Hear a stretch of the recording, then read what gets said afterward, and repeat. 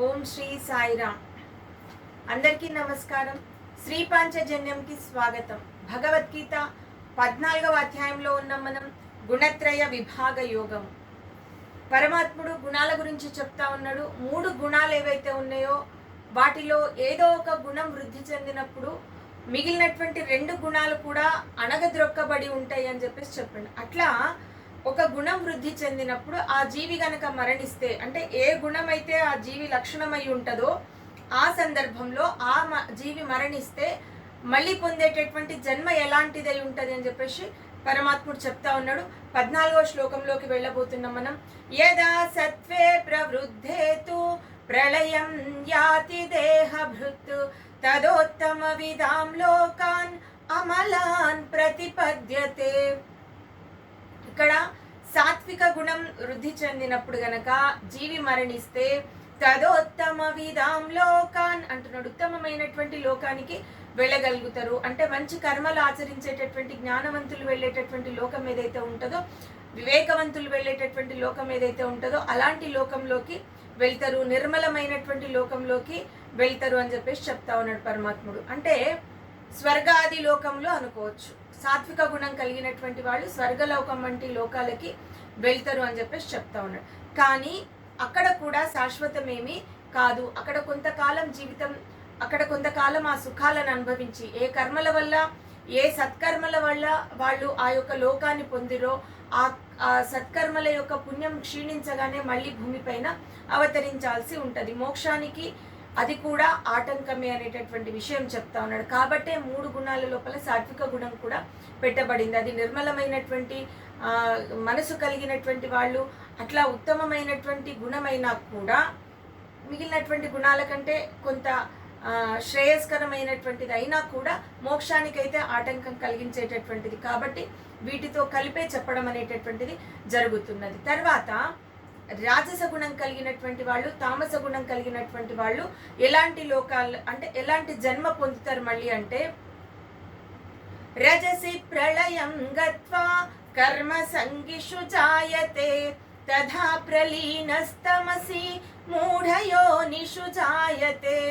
ఇప్పుడు రాజస గుణం కలిగినటువంటి వాళ్ళు దేంట్లో నిమగ్నమై ఉంటారు ఎప్పుడు కూడా అంటే కర్మలయందు నిమగ్నమై ఉంటారు. ఎందుకు అంటే లోభత్వం కలిగి ఉంటారు. ఏదో ఎప్పుడు కూడా ఆశిస్తూ ఉంటారు, పొందాలి, వాళ్ళ యొక్క స్వార్థం అనేటటువంటిది ఎక్కువగా ఉంటుంది. కాబట్టి వాళ్ళు ఏదో కర్మలను ఆచరించడం వల్ల ఏదో పొందుతాం అనేటటువంటి తపనతో నిత్యము అవసరమైనది అనవసరమైనటువంటి కార్యక్రమాలు కూడా నిర్వర్తిస్తూనే ఉంటారు. అట్లా కర్మబద్ధులై ఉంటారు, కర్మల లోపల నిమగ్నమై ఉంటారు. కాబట్టి ఏ కర్మల కోసం తపన పడుతూ వాళ్ళ మరణం పొందినరో అదే మళ్ళీ ఈ యొక్క ఆ కర్మ బద్ధులై మళ్ళీ మానవ జన్మ ధరించాల్సి ఉంటుంది. కాబట్టి మళ్ళీ ధరించిన తర్వాత మళ్ళీ కర్మలు ఆచరించడం, మళ్ళీ మరణం పొందడం, మళ్ళీ జన్మించడం, అంటే ఈ యొక్క జనన మరణ చక్రం లోపల ఇట్లా నలిగిపోతూనే ఉంటారంటే వీళ్ళ ప్రయాణం అనేటటువంటిది ఇంకా ఉన్నతమైన స్థితికి ఎదిగేటటువంటి అవకాశము లేదు. వాళ్ళ ప్రయత్నపూర్వకంగా ఈ యొక్క రాజస గుణం నుంచి లోకి అడుగు పెట్టేటటువంటి ప్రయత్నం చేస్తే తప్ప ఈ యొక్క ఉత్తమమైనటువంటి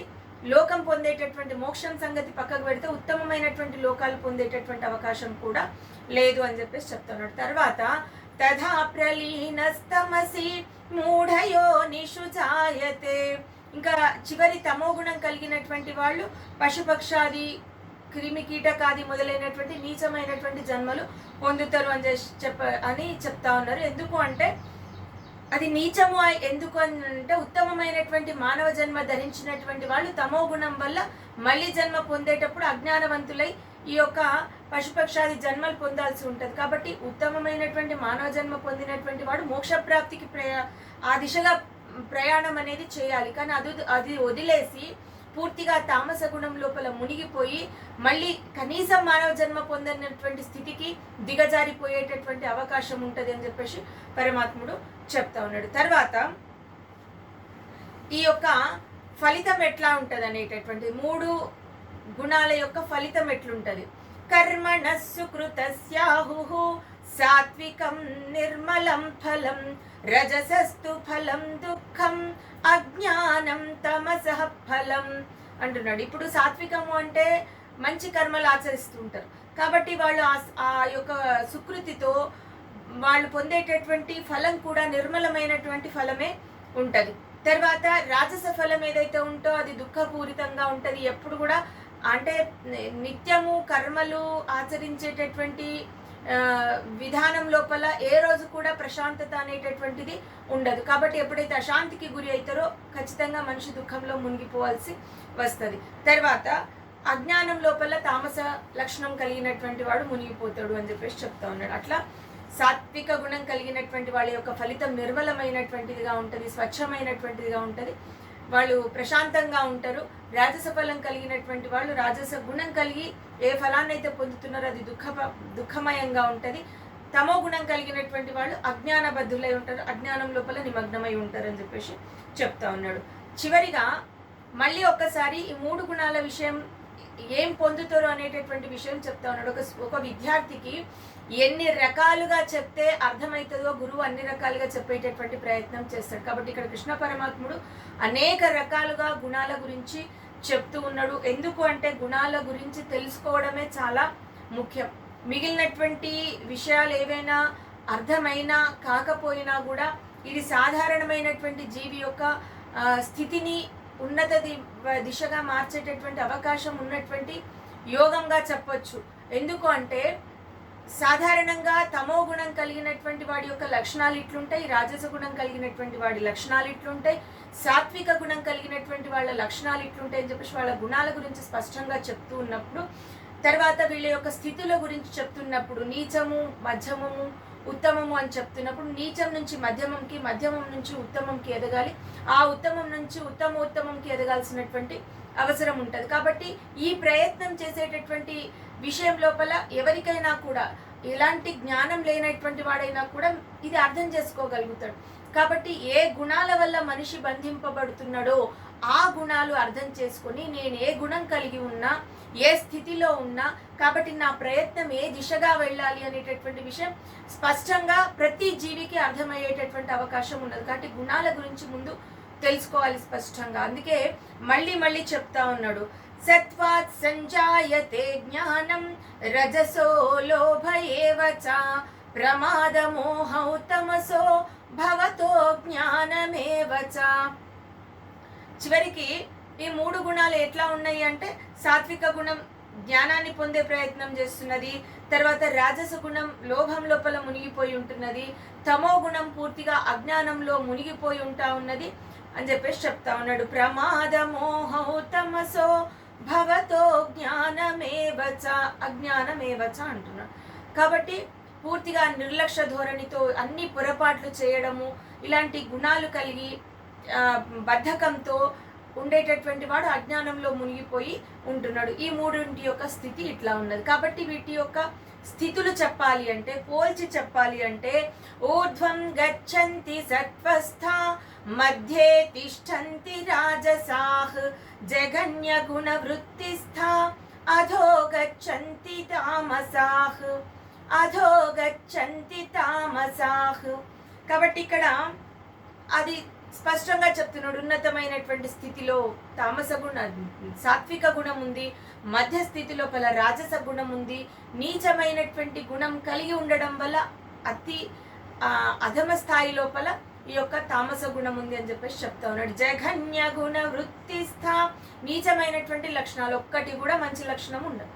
నిద్ర, సోమరితనము, అజాగ్రత్త ఇలాంటివన్నీ కలిగి ఉండడం వల్ల అతడి యొక్క స్థితి అనేటటువంటిది పూర్తిగా అధో స్థాయి లోపల ఉంటూ ఉన్నది అని చెప్పేసి చెప్తా ఉన్నాడు. కాబట్టి ఇది గుణాలకు సంబంధించినటువంటి విషయం. ఇదంతా అర్థం చేసుకుని నాణ్యం గుణేభ్య కర్తారం యదా ద్రష్టానుపశ్యతి గుణేభ్యశ్చ పరం వేత్తి మద్భావం సోధిగచ్చతి. ఇక్కడ ఇప్పుడు గుణాలు కర్మలని ఆచరిస్తూ ఉన్నాయని చెప్పేసి చెప్తున్నాడు. అంటే గుణాలుకి మూలం ఏముంటుంది, గుణాలు దేని యందు వర్తిస్తాయి అంటే మనసునందు వర్తిస్తాయి. కాబట్టి ఇది చాలా ముఖ్యమైనటువంటి ప్రాముఖ్యమైనటువంటి శ్లోకంగా చెప్పొచ్చు. ఇది ఆ తర్వాత వచ్చేటటువంటి నెక్స్ట్ శ్లోకం కూడా. ఎందుకు అంటే ఏదైనా కూడా జీవి ఈ గుణాల వల్లనే బంధంలో ఇరుక్కుపోతున్నాడు, గుణాలే సర్వానికి కారణము అని చెప్తున్నప్పుడు ఆ గుణాలు దేని యందు వర్తిస్తున్నాయి అంటే మనసునందు వర్తిస్తున్నాయి. ఇప్పుడు ఈ మనసు ఏం చేస్తుంది అంటే ఇంద్రియముల ద్వారా కర్మలని నిర్వర్తిస్తూ ఉంటుంది.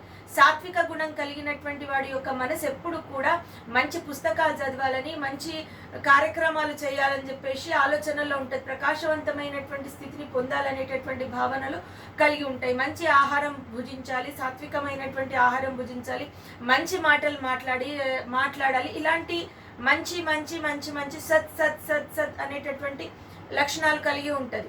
కాబట్టి ఆ దిశగా సాత్విక లక్షణం అన్నటువంటి వాడి మనసు వెళ్తూ ఉంటుంది. కాబట్టి ఆ మనసుని బట్టి ఆ దేహమును నిర్వర్తించేటటువంటి ఆ ఇంద్రియాల యొక్క పనులు జరుగుతుంటాయి. మంచి చూడాలని, మంచి చేయాలని, మంచి వినాలని, మంచి భుజించాలని, ఇలా రకరకాలైనటువంటి కోరికలు కలుగుతూ ఉంటాయి. అంటే ఆ దిశగా ఆ మనసు అనేటటువంటిది వెళుతూ ఉంటుంది. కాబట్టి నిలయం ఏంటి ఇప్పుడు దీనికి అంతటికి అంటే మనసు ఈ యొక్క ఇంద్రియముల ద్వారా కర్మలు నిర్వర్తింపజేస్తూ ఉంటుంది. ఇంద్రియాలు పూర్తిగా మనసుకి సహకరిస్తూ ఉంటాయి. కాబట్టి ఈ దేని వల్ల అంటే మళ్ళీ మనసు లోపల ఉన్నటువంటివి ఏంటి, మనసు దేనితో నిర్మితమై ఉంది, మనసు దేనితో ఉంది అంటే గుణముల చేత ఉన్నది. గుణములన్నీ కూడా మనసులోనే వర్తిస్తూ ఉన్నాయి. కాబట్టి మనసు ద్వారా ఇంద్రియాలు పనిచేస్తూ ఉన్నాయి. మనసు ఏం చేయమంటే అది చేస్తూ ఉంటుంది. ఈ మనసుకి చంచలమైనటువంటిది అని చెప్పేసి చెప్తారు. మనసుని మించినటువంటి చంచలత్వం కలిగినటువంటి వస్తువు ఈ సృష్టి లోపల ఇంకొకటి ఏది లేదు అని చెప్పేసి. కాబట్టి ఈ గుణాల వృద్ధి అనేటటువంటిది ఏ దిశగా ఉంటే, తామస లక్షణం ఉంటే ఆ దిశగా మనసు వెళ్తూ ఉంటుంది, ఆ దిశగా ఇంద్రియముల పని జరుగుతూ ఉంటుంది. కాబట్టి ఎప్పుడు కూడా నిద్రపోవాలని కోరుకుంటే ఆ శరీరం పడుకునే ఉంటుంది. నిర్లక్ష్య ధోరణి అనేటటువంటిది ఉంటుంది, సోమరితనం అనేటువంటిది ఉంటుంది, పూర్తిగా అజ్ఞానం లోపల నిండిపోయి ఉంటారు. అట్లాగే రాజస గుణం వృద్ధి చెందడం అంటే మనసు ఆ వృద్ధి చెందినటువంటి జీవి యొక్క మనసు రాజస గుణాలు నిర్వర్తించమని చెప్పేసి ఆ యొక్క ఇంద్రియాలకి ఒక హింట్ ఇచ్చేస్తుంది, ఒక సూచన ఇచ్చేస్తుంది. కాబట్టి ఇంద్రియాలన్నీ కూడా అలాంటి కర్మలు నిర్వర్తిస్తూ ఉంటాయి. ఎప్పుడు కూడా ఆశిస్తూ, ఫలితాన్ని ఆశిస్తూ అనేకమైనటువంటి కర్మలు చేసేటటువంటి అంటే పనులు చేస్తూ ఏదో పొందాలి ఏదో ఆశిస్తూ ఇలాంటి గుణాలు కలిగినటువంటి ఉంటారు. లోభత్వంతో అన్ని కార్యక్రమాలు చేయడం, మోహము, వ్యామోహం, అన్నింటిపైన ఆసక్తి, ఇలాంటివన్నీ కూడా కలిగి ఉంటాయి. కాబట్టి మనసు అది కోరుకుంటుంది. ఎందుకు అంటే ఆ మనసు లోపల ఉన్నటువంటి రాజస గుణం ఏదైతే ఉందో అది వృద్ధి చెంది ఉన్నది. కాబట్టి ఇంద్రియాలు ఆ దిశగా ప్రయాణం చేస్తుంది. ఇప్పుడు ఇవన్నీ చూసిన తర్వాత నాణ్యం గుణేభ్య కర్తారం. ఇప్పుడు కర్త ఎవరు? ఒక మనిషి నిర్వర్తించేటటువంటి కర్మలకి కర్త ఎవరు అంటే గుణాలే కర్త. గుణాలను మించినటువంటి నాణ్యం అంటున్నాడు, అన్యమైనటువంటి వస్తువు ఇంకొకటి లేదు. ఈ యొక్క కర్మలకి పూర్తిగా కర్త ఎవరు అంటే, నిర్వర్తిస్తున్నటువంటి ప్రతి పనికి కర్త ఎవరు అంటే గుణాలే కర్తలు అని చెప్పేసి చెప్తా అన్నాడు. నాణ్యం గుణేభ్య కర్తారం యదా ద్రష్టానుపశ్యతి గుణేభ్యశ్చ పరం వేత్తి మద్భావం సోధిగచ్చతి. ఇప్పుడు ఇవి కాకుండా కర్మలకన్నింటికి కూడా కర్త ఎవరు అంటే గుణాలే. గుణాలను మించినటువంటి కర్త ఇంకొకటి ఏది కూడా లేదు. లోపల ఉన్నటువంటి పురుషుడు ఎవరైతే ఉన్నారో యదా ద్రష్టాను పశ్యతి, కేవలం గమనిస్తూ ఉన్నటువంటి వాడు, సాక్షిభూతుడైనటువంటి వాడు ఒకడు ఉన్నాడు, పురుషుడు ఉన్నాడు. అతడు గుణేభ్యశ్చ పరం వేత్తి, గుణాలకి అతీతమైనటువంటి వాడు, పరమైనటువంటి వాడు. ఈ భావన అర్థం చేసుకుంటే మద్భావం శోధిగచ్చతి, నాయందే వర్తిస్తారు అంటే నా లోపల విలీనమైపోతారు, నన్ను పొందగలుగుతారు అనేటటువంటి భావన.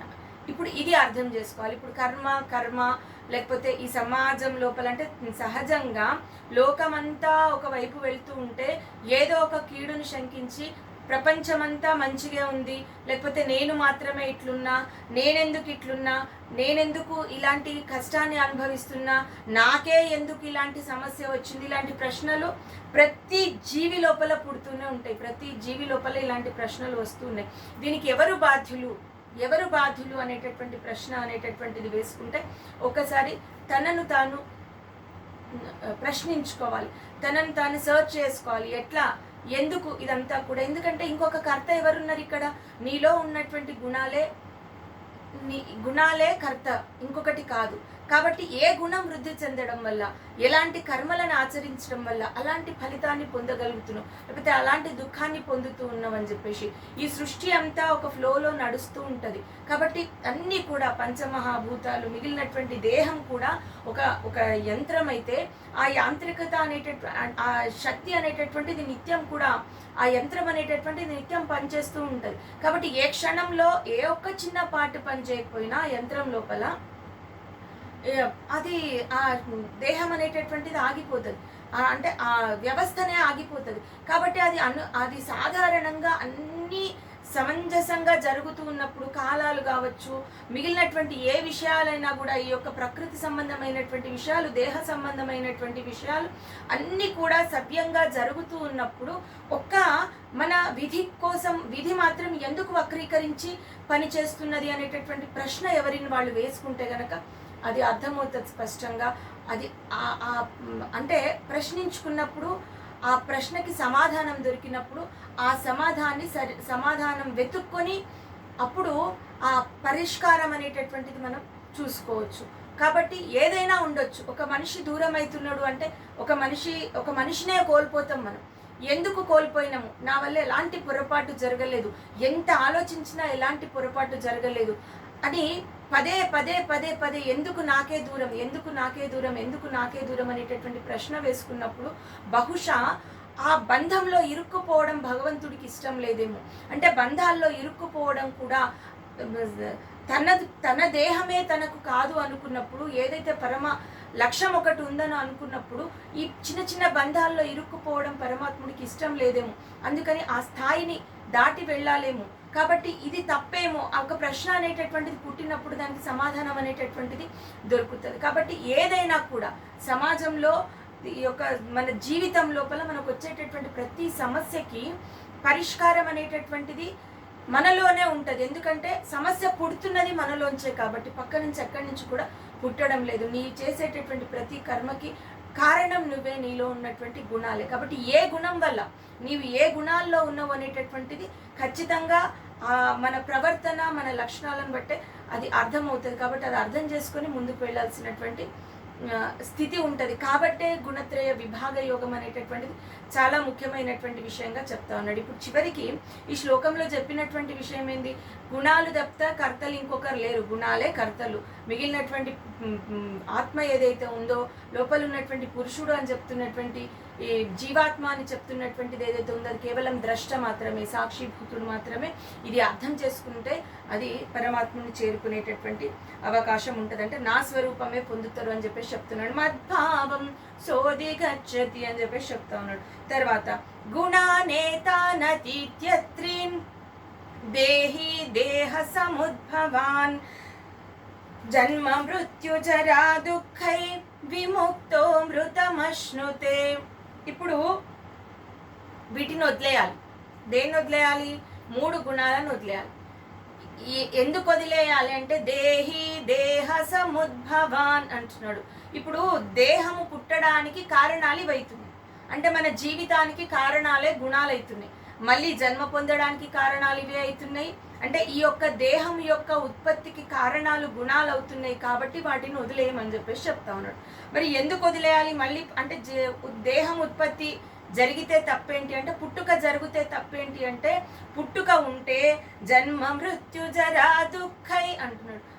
మనిషి పుట్టిన తర్వాత, జీవి పుట్టిన తర్వాత అనుకోవచ్చు, ఒక మనిషే కాదు, జీవి పుట్టిన తర్వాత ఖచ్చితంగా ఇవన్నీ ఉంటాయి. జన్మ ఉన్నప్పుడే మృత్యు ఉంటుంది, జన్మ ఉన్నప్పుడే ఈ యొక్క సుఖాలు దుఃఖాలు అన్నీ కూడా ఉంటాయి. జన్మ మృత్యు జరా దుఃఖై అంటున్నాడు. వృద్ధాప్యం ఉంటుంది, శారీరకమైనటువంటి శక్తి విహీనత వచ్చేటటువంటి అవకాశం ఉంటుంది.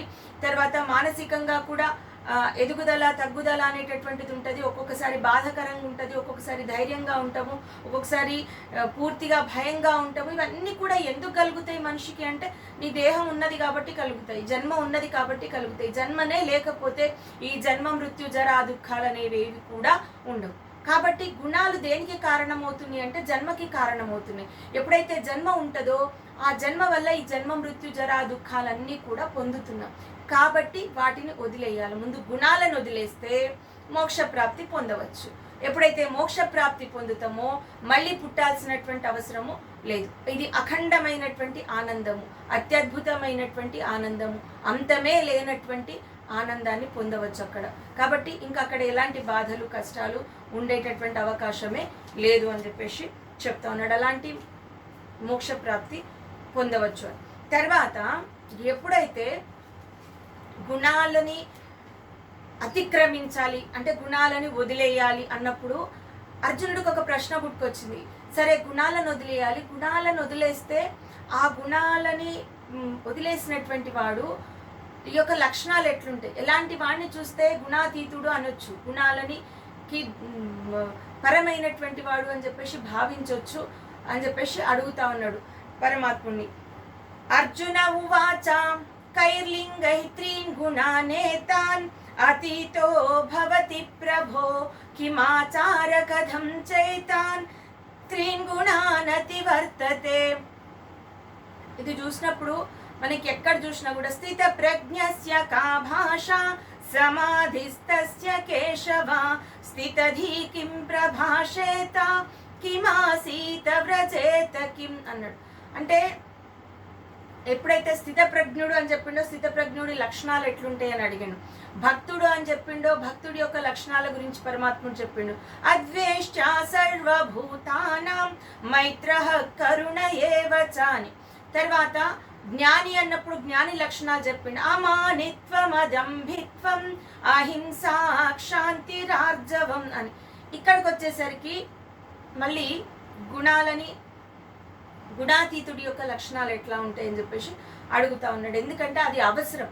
ఇప్పుడు ఆ లక్షణాలు తెలిస్తేనే ఆ స్థితిని పొందేటటువంటి అవకాశం ఉంటుంది. కాబట్టి ముఖ్యంగా ఈ గుణాల చాలా మంది పుట్టుకొని వస్తుంటారు. ఎంతో మంది మేము గుణాలను అతిక్రమించినటువంటి వాళ్ళము, సిద్ధులము, లేకపోతే మునులము, తపస్సంపన్నులం అని చెప్పేసి చెప్తా ఉంటారు.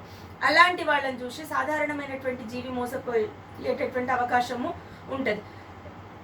కాబట్టి పరమాత్ముడు స్పష్టంగా చెప్తున్నాడు, వాళ్ళని సులభంగా గుర్తించవచ్చు. గుణాలని అతిక్రమించినటువంటి వాడు అంటే గుణాలని వదిలేసినటువంటి వాళ్ళని స్పష్టంగా గుర్తించవచ్చు. అర్జునుడు ఏమని అడుగుతున్నాడు? కైర్లింగై త్రీన్ గుణానేతాన్, ఏ లక్షణాలు కలిగి ఉంటాడు పరమాత్మ అని అడుగుతున్నాడు. తర్వాత అతీతో భవతి ప్రభో కిమాచార కథం చైతాన్ త్రిగుణానతి వర్తతే. అది అతని యొక్క వ్యవహారం ఎట్లుంటుంది, ఎలాంటి ఆచారం ఉంటుంది, ఎలాంటి ప్రవర్తన ఉంటుంది, ఏ విధంగా గుణాలను అతిక్రమించగలిగిండు. ఈ 3 ప్రశ్నలు వేసి అప్పుడు పరమాత్ముడు చెప్తా ఉన్నాడు. 4 శ్లోకాలు చెప్పిండు. ఇక్కడ 4 శ్లోకాలు స్పష్టంగా గుణాతి అంటే ఈ యొక్క ఆ లక్షణాలు ఏ విధంగా ఉన్నాయి అనేటటువంటి 4 శ్లోకాల్లో స్పష్టంగా చెప్తా ఉన్నాడు. శ్రీ భగవానువాచ ప్రకాశంచ ప్రవృత్తించ మోహమేవ చ పాండవ నద్వేష్టి సంప్రవృత్తాని న నివృత్తాని కాంక్షతి. ఇక్కడ ప్రకాశంచ ప్రవృత్తించ అంటున్నాడు. మోహమేవ చ పాండవ. ఇప్పుడు ప్రకాశము అంటే సాత్విక గుణ లక్షణం. అది తర్వాత ప్రవృత్తి ఎప్పుడు కూడా కర్మలందు ఆసక్తి కలిగి ఉండడం అనేటటువంటిది లక్షణము, రాజస లక్షణము. తర్వాత మోహంలో మునిగిపోవడం, అజ్ఞానంలో మునిగిపోవడం అనేటటువంటిది తామస లక్షణం. ఇప్పుడు ఈ 3 లక్షణాలు కలిగినప్పుడు నద్వేష్టి సంప్రవృత్తాని, అవి వచ్చినప్పుడు వాటిని ద్వేషించడం కానీ, నా నివృత్తాని కాంక్షతి, అవి దూరమైనప్పుడు వాటిని కాంక్షించడం కానీ చేయనటువంటి వాడు అనేటటువంటి భావన. అంటే ఇక్కడ ఒక ప్రశ్న వస్తుంది. ఇప్పుడు ఏదైనా గుణం, ఇప్పుడు తామస గుణం ఉన్నది, అది వదిలేయాలి, లేకపోతే సాత్విక గుణం ఉన్నది, అది కావాలి, ఇలాంటి కోరిక ఉంటుంది కదా. కాబట్టి అది కూడా ఉండకూడదు, కోరిక అనేటటువంటిది ఉండకూడదు. ఇప్పుడు ఆ గుణం అనేటటువంటిది గుణాతీతుడు అంటే ఏంటి అంటే, ఏ గుణము వచ్చినప్పుడు లేకపోతే అది కావాలనే కోరిక కానీ, లేకపోతే ఇది వద్దు అనేటటువంటి భావన కానీ కలగకపోవడమే గుణాలని వదిలేసినటువంటి వాడు నిర్గుణుడు అనొచ్చు. కాబట్టి ఇది కావాలి అనుకుంటున్నాడు అంటే, ఈ లక్షణం కావాలి అనుకుంటున్నాడు అంటే దాన్ని ఆశిస్తున్నట్టే. కాబట్టి మళ్ళీ ఆ గుణాన్ని ఆశిస్తున్నట్టే. కాబట్టి గుణాతీతుడు అనేటటువంటి వాడు ఇవన్నీ కూడా కొన్ని కలిగినప్పుడు వాటిని ద్వేషించడం అంటే ఇష్టపడకపోవడం, అంటే దాని పట్ల ఏదో ఒక రకమైనటువంటి భావన ఉన్నట్టే. కాంక్షించడం అంటే భావన ఉన్నట్టే. కాబట్టి ఇవేవీ లేనటువంటి వాడు. ఏ గుణము ఉన్నటువంటి అనిపించినా వాటి పట్ల ఉదాసీనంగా ఉండేటటువంటి వాడు, వాటి పట్ల ఎలాంటి ఆసక్తి లేకుండా ఉండేటటువంటి వాడు, అట్లాగే ద్వేషం లేకుండా ఉండేటటువంటి వాడు గుణాతీతుడుగా చెప్పవచ్చు. తర్వాత ఉదాసీనవదాసీనో గుణైర్యో న విచాల్యతే గుణావర్తంత ఇత్యేవ యోవతిష్ఠతి నేంగతే. కాబట్టి గుణాల పట్ల ఎట్లుండాలి అంటే ఉదాసీనంగా ఉండాలి. ఎందుకు ఉదాసీనంగా ఉండాలి అంటే గుణాల యందు వర్తిస్తున్నాయి. ఇప్పుడు తనకేంటి సంబంధము? తను ద్రష్ట. తను ఎవరు? ఆత్మ ఎవరు? పురుషుడు. ఏం చేస్తూ ఉంటాడు అంటే సాక్షిభూతుడై అన్ని చూస్తూ ఉంటాడు. కాబట్టి గుణాలు వర్తిస్తున్నాయి. కర్త అవే, కాబట్టి అవి వర్తిస్తున్నాయి. కానీ నేను ఎలాంటి కారణం కాదు అనేటట్టు గుణావర్తంత ఇత్యేవ అంటున్నాడు. గుణాల యందు వర్తిస్తున్నాయి కాబట్టి వాటి గురించి ఉదాసీనంగా ఉండేటటువంటి వాడు గుణాతీతుడు అని చెప్పేసి చెప్తా ఉన్నాడు. తర్వాత సమ దుఃఖ సుఖ స్వస్థః సమలోష్టాశ్మ కాంచనః తుల్య ప్రియా ప్రియో ధీరః తుల్య నిందాత్మ సంస్తుతిః. ఇక్కడ కూడా సుఖాన్ని దుఃఖాన్ని సమంగా చూసేటటువంటి వాడు, ఎప్పుడు కూడా మనసు స్థిరంగా ఉంచుకునేటటువంటి వాడు, ఆత్మ ఎందే స్థితుడై ఉండేటటువంటి వాడు. తర్వాత మట్టిని, రాయిని, బంగారంని సమానంగా చూసేటటువంటి వాడు. అంటే విలువైన వస్తువుకు ఒకలాగా, విలువలేనటువంటి వస్తువులు ఒకలాగా భావించేటటువంటి వాడు కాదు. ఈ సమాజంలో సృష్టిలో ఉన్న సర్వ వస్తువులు అతడి దృష్టి లోపల సమానమైనటువంటి భావన కలిగి ఉంటే, అంటే ఒక సాధువు ఉంటే, ఒక సిద్ధుడు ఉంటే, అంటే ఈ చెప్పుకుంటూ ఉంటారు చాలా మంది, నేను ఈ స్థితికి పొందిన, ఆ స్థితిని పొందిన అని చెప్పేసి ఏదో వేషం వేసుకొని ప్రజలని మభ్యపెట్టేటటువంటి వాళ్ళ యొక్క స్థితి చూస్తే అర్థమైపోతుంది. ఇప్పుడు వాళ్ళు డబ్బు వ్యామోహంతోనో, లేకపోతే పదవుల వ్యామోహంతోనో, లేకపోతే వాళ్ళ కీర్తి వ్యామోహంతోనో ఏదో చేస్తూ ఉన్నారు అన్నప్పుడు వాళ్ళు గుణాలని అతిక్రమించినట్టు ఎట్లా అవుతుంది, గుణాలను వదిలేసినట్లు ఎట్లా అవుతుంది, అలాంటి వాడు జ్ఞాని ఎట్లా అవుతాడు. కాబట్టి అలాంటి స్థితి కాదు అని చెప్పేసి అర్థం చేసుకోవచ్చు. గుణాతీతుడు అనేటటువంటి వాడు మట్టిని, రాయిని, బంగారంని సమానంగా చూస్తాడు. సుఖం వచ్చినా దుఃఖం వచ్చినా స్థిరంగానే ఉంటాడు. అతడి మనసు ఎప్పుడు కూడా పరమాత్ముడి అందే స్థితమై ఉంటది అని చెప్పేసి చెప్తా ఉన్నాడు. తుల్య ప్రియా ప్రియో ధీరః అంటే రెండిటిని కూడా సమానంగా చూస్తాడు. ఇష్టమైన, ఇష్టం లేని ఏదైనా వస్తువుని, మనుషులని అన్నింటిని కూడా సమానంగా చూసేటటువంటి వాడు. తర్వాత ధైర్యంగా ఉండేటటువంటి వాడు. ఎప్పుడు దేనికి భయపడాల్సినటువంటి అవసరం లేదు. ఎందుకంటే ఎలాంటి దేనికి కాంక్ష లేదు, దేనిపైన ద్వేషం లేదు. అలాంటి వాడు ఎప్పుడు కూడా అంటే స్థిరంగా అట్లా ఉంటాడు. తుల్య నిందాత్మ సంస్తుతి. కాబట్టి ఎప్పుడు కూడా నిందించిన, స్తుతించిన రెండింటిని సమానంగా స్వీకరిస్తూ ఉంటాడు. అంటే నిందించినప్పుడు కోపానికి వచ్చి, ఆవేశంకి వచ్చి, లేకపోతే నేను మళ్ళీ ఏదో ఒక రోజు పగ తీర్చుకుంటా, ఇలాంటివన్నీ గుణాలు కలిగి ఉన్నటువంటి వాడికి ఉండేటటువంటి సహజమైనటువంటి లక్షణాలు. ఇప్పుడు గుణాలను అతిక్రమించినటువంటి వాడు, గుణాతీతుడైనటువంటి వాడికి ఇలాంటి భావనలు కలగవు. ఎవడు స్తుతించినా పట్టించుకోడు, అట్లాగే ఎవరు నిందించినా కూడా పట్టించుకోడు. కాబట్టి అలాంటి స్థితికి ఎదిగినటువంటి వాడు గుణాతీతుడు అని చెప్పేసి చెప్తా ఉన్నాడు. మానవమానయోస్తుల్యః తుల్యో మిత్రారి పక్షయోః సర్వారంభ పరిత్యాగి గుణాతీత స ఉచ్యతే. కాబట్టి ఇప్పుడు మానము, అవమానం, గౌరవము, అగౌరవము అన్నింటినీ కూడా సమానంగా చూసేటటువంటి వాడు. తుల్యో మిత్రారి పక్షయోః మిత్రుణ్ణి, శత్రువుని కూడా సమానంగా చూసేటటువంటి వాడు. సర్వారంభ పరిత్యాగి సర్వకర్మలను, కర్తృత్వ భావనలను వదిలేసినటువంటి వాడు. గుణాతీత స ఉచ్యతే అతన్ని గుణాతీతుడు అంట. ఇది పరమాత్ముడు చెప్పుడు. ఇన్ని లక్షణాలు చెప్పుడు 4 శ్లోకాల లోపల స్పష్టంగా ఇతడు గుణాతీతుడు. ఈ స్థితికి ఎదగగలిగితే మనం కూడా గుణాలని దాటగలిగినట్టు. కాబట్టి ఆ స్థితికి ఎదిగేటటువంటి ప్రయత్నము చెయ్యాలి.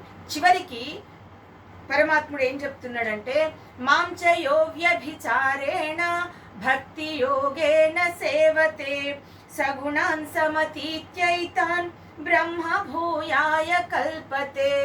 ఇప్పుడు పూర్తిగా పరమాత్ముడి యొక్క భక్తి లోపల స్థిరమైనటువంటి చలించకుండా మాంచయో వ్యభిచారేణ వ్యభిచారేణ అంటున్నాడు. అంటే చలించకుండా భక్తి యోగేన సేవతే, భక్తితో గుణాలని దాటేటటువంటి ప్రయత్నం చేసి గుణాలన్నింటినీ కూడా వదిలేస్తే బ్రహ్మ భూయాయ కల్పతే అంటున్నాడు. పరబ్రహ్మని చేరుకోవచ్చు అని చెప్పేసి చెప్తా ఉన్నాడు. ఏదైనా చివరికి మళ్ళీ భక్తి జోడించేటటువంటి స్థితిని మనం అన్ని అధ్యాయాల లోపల కూడా అంటే చూస్తూ ఉన్నాము. గుణాలని వదిలేయాలని చెప్తున్నాడు పరమాత్ముడు. ఒక్కొక్క గుణం అంటే కింది స్థాయిలో ఉంటే మధ్యకి రావాలి, మధ్యలో ఉంటే ఉన్నతంకి రావాలి, ఉన్నతంకి వచ్చిన తర్వాత పూర్తిగా గుణాతీతుడిగా ఉండాలి. ఈ గుణాలే కర్మబద్ధులను చేస్తున్నాయి, ఈ గుణాలే కర్మలు నిర్వర్తిస్తున్నాయి, సకల పాపాలకి అన్నింటికి కూడా కారణం ఇవైతున్నాయి, జన్మ మృత్యు జరా దుఃఖాలకు అన్నింటికీ కారణం గుణాలు అవుతున్నాయి. కాబట్టి ఇవన్నింటిని వదిలేయమని చెప్తున్నాడు. కానీ వదిలేసేటప్పుడు భక్తి కలిగి ఉండాలి, నిశ్చలమైనటువంటి భక్తి కలిగి ఉండాలి పరమాత్ముడి పైన. ఆ విశ్వాసంతో నీ ప్రయత్నం అనేటటువంటిది సాగితే ఖచ్చితంగా పరమాత్ముడిని పొందగలుగుతావు అని చెప్పేసి చెప్తూ, ఎందుకు పరమాత్ముడిని చలించకుండా నిత్యం సేవించాలి అని చెప్పేసి అంటున్నాడు అంటే, పూర్తిగా గుణాతీతుడు అయ్యి పరమాత్ముని పొందుతాడు అని చెప్పేసి చెప్తా ఉన్నాడు. ఆ గుణాతీతుడు అయ్యి పరమాత్ముడే ఎందుకు పొందాలి అంటే, సచ్చిదానంద ఘన పరమాత్మ లోపల ఐక్యం అవుతావు అని చెప్తున్నాడు. కాబట్టి అలా ఎందుకు ఐక్యం అవ్వాలి అంటే, బ్రహ్మణో హి ప్రతిష్టాహం అమృతస్య వ్యయస్య చ శాశ్వతస్య చ ధర్మస్య సుఖస్యైకాంతికస్య చ.